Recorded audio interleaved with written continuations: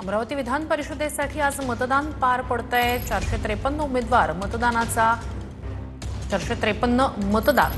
हक्क बजावणार आहेत। भाजपकडून प्रवीण पोटे, काँग्रेसकडून हर्षजित देशमुख रिंगणात आहेत, वंचितकडून निलेश विश्वकर्मा निवडणूक रिंगणात आहेत। परिषदेसाठी देखील जी आहे ती मतदान प्रक्रिया आज पडणार आहे। सकाळी 8 वाजतापासून जर आपण पाहिलं तर मतदानाला सुरुवात होणार आहे। अमरावती विधान परिषद निवडणुकीसाठी जर आपण पाहिलं तर जवळपास 453 मतदार जे आहेत ते आपला मतदानाचा हक्क बजावणार आहेत। 3 उमेदवार जर आपण पाहिलं तर निवडणुकीच्या रिंगणामध्ये आहे, ज्याकडनं भाजपकडनं प्रवीण पोटे निवडणुकीच्या रिंगणात आहेत, काँग्रेसकडनं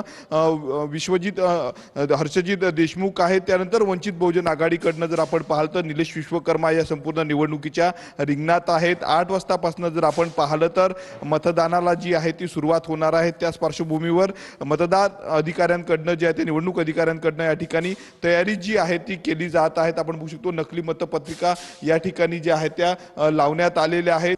काँग्रेस असेल किंवा मग महाविकास आघाडीचे मतदार आता कोणाला मतदान करणार हे पाहणं देखील महत्त्वाचं आहे। अमरावती विधान परिषदेमध्ये जर आपण पाहिलं तर जवळपास 453 मतदार आहेत। त्यापैकी जर आपण पाहतो 248 मतदार जे आहेत ते महायुतीकडे आहे आणि काँग्रेसकडे जर आपण पाहतो महाविकास आघाडीकडे 153 जे आहे ते मतदार आपल्याला संपूर्ण निवडणुकीमध्ये पाहायला मिळतात। एकंदरीत जर आपण पाहिलं तर संपूर्ण तयारी जी आहे ती या ठिकाणी झालेली आहे।